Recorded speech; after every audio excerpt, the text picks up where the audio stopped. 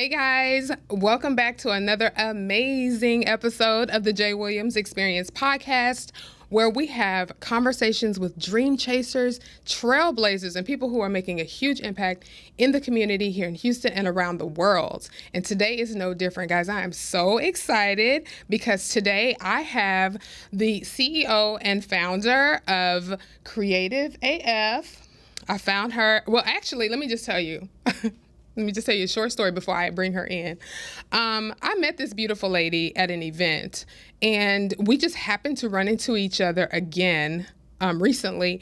And I don't know, but connections are divine, you know? And I'm just super excited that she found time in her busy, busy day and on her busy, busy schedule to come and sit down with me and just chat it up. So anyway, welcome.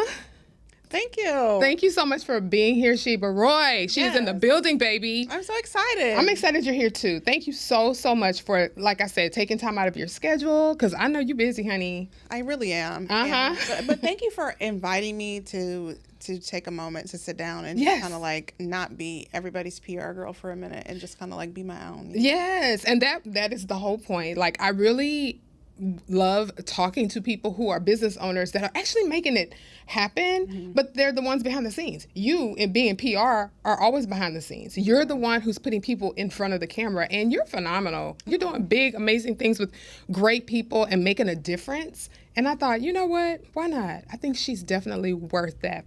And I just appreciate it. Girl. I'm going to cry. I'm going to have a moment, but I really do appreciate it. I'm so glad you're here. It's like I was talking to actually the security guard this morning at the news station. And I was kind of like, I kind of liken service positions or something like what I do in security to like the people who kind of behind the scenes fix all the problems, know everything that's going on and make sure that everything runs smoothly. But like sometimes we're kind of the unsung hero. You know? Oh, that is so listen, that is true. You know, when I was growing up, my parents used to always say, never be too busy to acknowledge people that are of service, people that are actually doing the invisible work. Yeah. You know, to put on a production, there's a lot of invisible work that goes on, and people see the production but don't understand all the things that could be going right and or wrong behind the scenes. And there's somebody that's making all that happen. Yep. You know, and it looks beautiful on the outside, but you don't know. And you're the one that's back there making sure that, hey, that the collar's right and making sure that they sound right and that they're presenting themselves well and communicating effectively and all the things. So absolutely. I kind of liken it to building a spider web as a creative. Because, you know, spiders, you know, they build webs, but it's like we're literally holding two strings together in a lot of cases, like where maybe it fell apart 20 minutes before showtime or whatever happens, and we have to go, okay, let's tie this together real quick. Yeah. Let's just go, you know. How do you do it?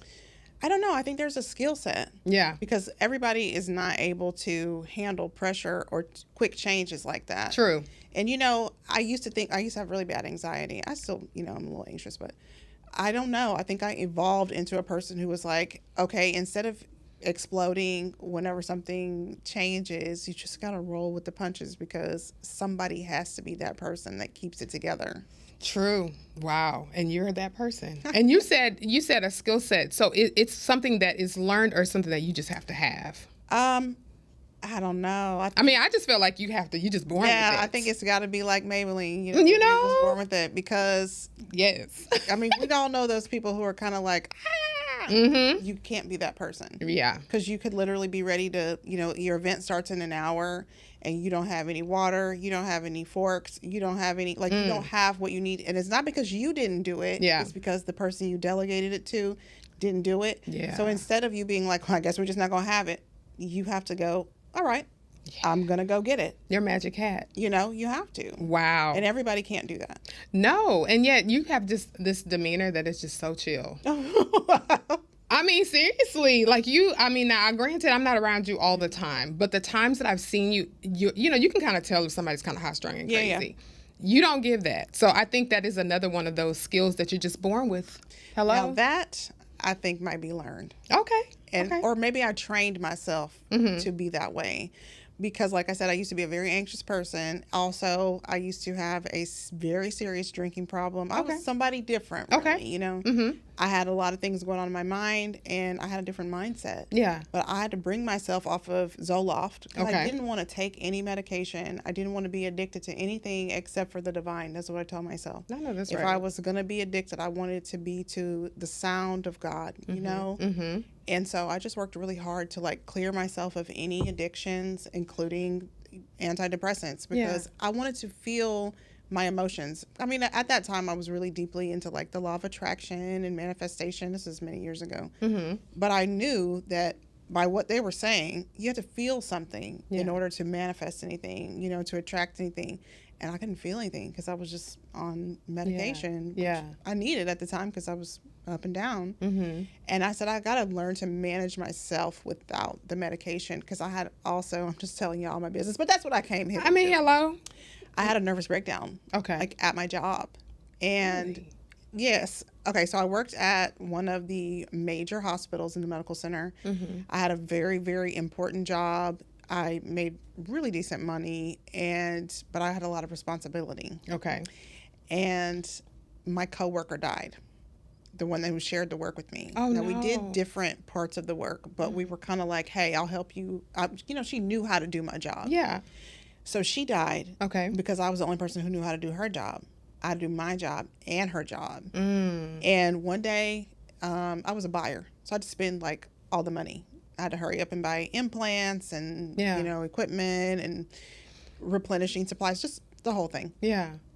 And then one day, we were having a retirement party, and I was already wanting to quit at this time because I was already podcasting and doing my media thing, and I was like, I could go full time. I know I could do this. Yes. I want to do more creative work. Mm-hmm. My job's not creative. And we were having a retirement party, and I came back to my desk, and I had seen an email from somebody that was like insinuating that I wasn't working hard enough on something, or that's what it felt like. It probably wasn't that, but because I was already so tender, I lost it. And I threw iced tea, rice, whatever I got from the retirement party, baby, in the air, just raked it off the desk. And I was like, F y'all. Yeah. I'm never coming back here. I don't care what happens. I'm not ordering nothing else for y'all ever again. Mm-hmm. So I left. Girl, I got home and my boss called me and was like, you can't quit. I'm sorry, what? You can't quit. And I was like, and I thought about it. Many years later, I was like, either I was really that good at that job, or they couldn't replace me fast enough, or they were doing something that they knew I knew and they didn't want me to tell nobody, because I should have been fired. Truly. So I can't quit. Yeah. You know, and I really should have been released from my duties for that behavior. Yeah. And that just said something to me, like, what was it? And so I know I'm rambling, but no, you're good. I ran into somebody who I worked with, actually one of the people who was part of that email strain. And she said to me, you were the only one who could get things done. See? And I'm like, y'all almost killed me. I was going to say, but yet keep piling it and keep piling it. Yeah. You know, and I think, and I don't want to tell all my son's business, but he works for a corporation. And he's really good at his job. And he had an incident the other day where he kind of lost it. And I know it's because he does good work. Yeah. He shows up and he takes care of business.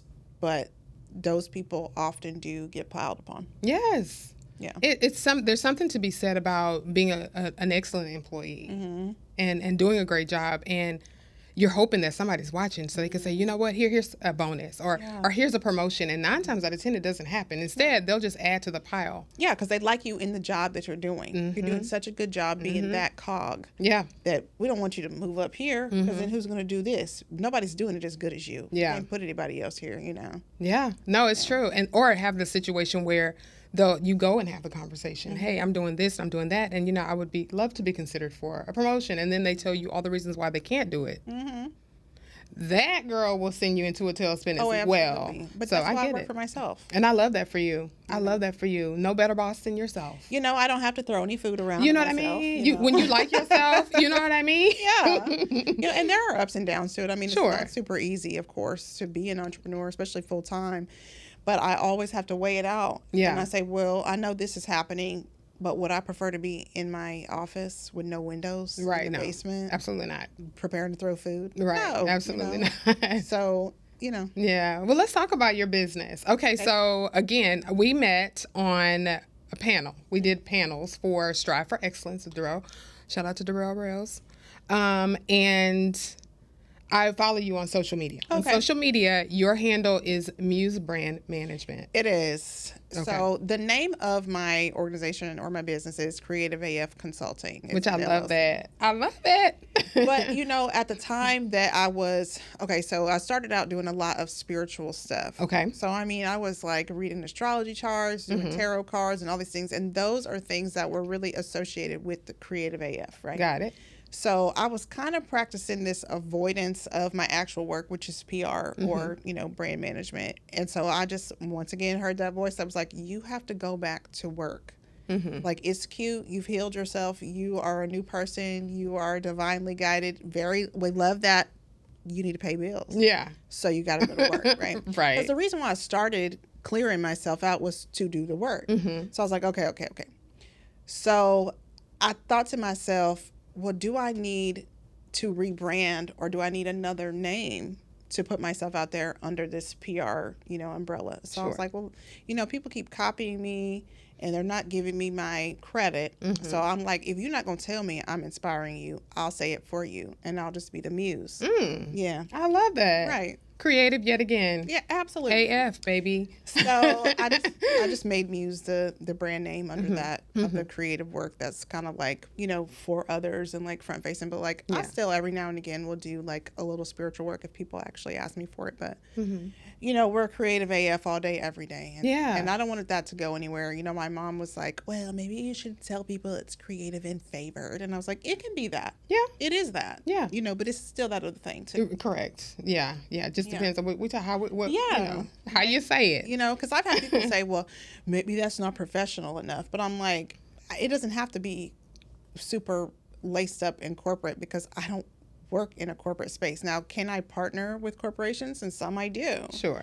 But I think it should be more about the work that you're doing than the name that you're using to do it, Although it is important because, it's a great name and it leaves you open to do so many different things. You're not boxed in. So you do PR and then you also have a podcast. Yeah. The Sheba Show. Hey, Sheba Show. The Sheba Show. It. Now, the Sheba Show has had many different, incarnations. It actually once was called Dream Chasers. Really? Yeah, many years ago. Really? Okay. Because I started my media career with a group of friends under Between Us Girls, the podcast. Okay. So we just got together, would rate a bottle of wine, and that's actually how I discovered that I was good at PR. Because I was like, okay, we are going to get this placement in this article in the Houston Chronicle. I don't know why I feel just like I was hyper-focused on it. And then finally the journalist was like, okay, oh my God, I'll write about y'all. Fine. But this is after I don't know, maybe like a year of us doing podcasts. And he was like, okay, fine. So we get on the front page of the Zest and I'm like, yes. Nice. And actually we had several different articles like The Guardian and all these different places where they talked about podcasts. They would talk about our show. So I thought we could go full time. And of course the band broke up. And that's why I'm still doing it. I change whatever show anytime I want to because I can. I still have the RSS feed. I still have the YouTube channel. All that stuff still belongs to me. So I use it. Oh, good. And okay, so the Sheba Show, you talk about what is the... So if you and I were on the Sheba Show, I would just be like, okay, let's talk about you. Oh, okay. It's just a talk show. Okay, I love it. But I like to be nosy in a way that's intuitive. You know, I might even talk about your astrology chart. You tell me what your birth time is. Yeah, I may bring you some astrology information. I love it. It's just whatever. However I want to do it. I love that. That's what I like much. About it. I love that so much. Yeah, it's interesting conversations with business owners or brand owners. But the thing that I'm really working on now is I've turned the whole Between Us Girls brand into the Divine Society Media. Okay. So I have, that's what I've renamed the RSS feed. So the podcast feed and the YouTube channel are both Divine Society. And then I also have an Instagram page where I post, and I also have a blog. So I'll post whatever I've written about. If I have a new episode or something, because it's not a consistent situation because I, of course, have to shoot it and edit it myself. I don't have to, but that's just the way my life is kind of set up. So it's more of a quarterly thing. And actually, I thought about this too recently, turning it into something else, maybe just doing a nice panel show every quarter or something to where it's easy for me to do once every now and again. Yeah. Because what I'm really preferring to do, and this is what I was trying to get to, I'm finally going to get to it, is the society karaoke, which is my new favorite pet. Okay, so I've been seeing you do these karaoke segments, and they're so funny and cute. Do you sing? I don't sing. Okay. I mean, I sing. I will, but yeah, I sing. I'm a singer to my children. Okay. You know what I'm saying? Okay. But yeah, I loved karaoke though. So. Yeah. So I just decided, I love karaoke, and why not? I wanted to do something fun in addition to, what I like to do, which is, put people on camera. So it still gives me an opportunity to say, hey, this is such and such a business owner, and they're going to sing this song with me, rather than like a full scale interview. Let's just sing, because I really don't have the time to produce a whole episode right now. You know? But it's so. I mean, you want to watch it. Like, I'm serious. Like, I saw the one you with KG, and then I saw the one you did with Holly Cotton. And I was like, okay, I'm looking. I'm like, okay, I want to, yes. I thought it was so cute. Yeah. So I'm on the hunt for the next person who was good. So Saturday, we actually have our first live karaoke event. Really? So I run this farmer's market also in Acres-Home at the Chamber. I'm also the executive director there at the Chamber of Commerce in Acres-Home. Okay. And I decided to marry the two. So we're going to have live karaoke at the farmer's market. Oh, I love it. Yeah. Oh, that's going to be a whole vibe. I'm just so excited because I feel like that's just what lights me up. Yeah. So that's where I'm at right now. Yeah, I'm still working. I'm still doing this and that, but I want to do something that I really enjoy, and that is the karaoke. And this is another component. Every time I go to karaoke and I really sing, people are like, karaoke and having people who can sing. Well, why can't it be? It can be. Yeah. So I'm like, let me start karaoke for people who also can sing. Right. Because that's a disclaimer. Like, so if you can sing, I want you to come on my karaoke and we'll just have fun. Why not? I think it's so cute and funny. I love it. It's such a great concept. But of course, you have that skill we talked about that you know how to bring it together and make it work. I'm starting to realize that it is a skill, and everybody isn't the type of person who can say, I want to do this and then do it. Yeah. So, I mean, we have to commend you too, because like you have a show, you're doing all these things. Like, it's not easy. It's not easy. And like I have a story around why I'm doing it. I just really enjoy when I meet people, I'm just inspired by the journey of how you got where you are and what inspires you. And like I said, the unsung heroes that are actually out here working and making things happen for others, because you have the heart of service, or, whatever that looks like for you. And I just admire it. And so it's like, I got to talk to them. You know what I'm saying? So come on, Sheba, let's talk, girl. Well, what's up? Let's talk. And let's talk about this, because this is really the thing that got us connected. Okay. You were talking about how you cared for your dad. I did on the Cry But Don't Quit show. Yes. That's true. Yeah. That's true. Because and I was 16 when I was looking after my dad when he was sick, but it made me remember that part of myself, and I just want to share with you that, like, it's okay, you know, to still sometimes be like, oh, yeah, it's like, I think for me I was very sad, of course, because who is not sad when they lose a parent?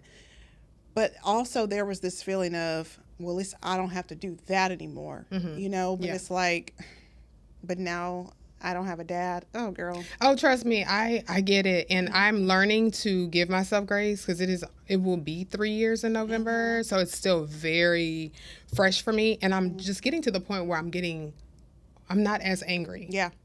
I'm still angry, but I'm not as angry. And it is a day-to-day exercise for me, if I'm honest, because even when I was talking about it, there's other things that I could have talked about, but that's the thing that comes to my mind the most, because it's just trauma from that experience, and I'm a daddy's girl, so I just miss my dad. So I appreciate you being there. The timing couldn't have been better, and just the fact that you understand. Absolutely. Because people can say that they understand it, but typically, unless you've been in a certain situation, you really only can assume. And I don't wish it on anybody. No, don't get me wrong, but it is a real thing, and I'm still trying to navigate.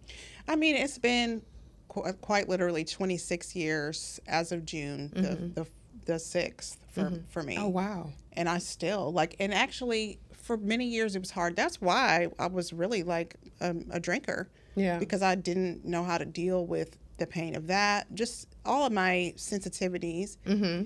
And when I finally worked through all that, I was like, okay, I can go to the graveyard and I can actually, participate in my grief, because I wasn't actively participating in it. It was like sitting there and I was just drinking and not grieving. But this year it was kind of hard.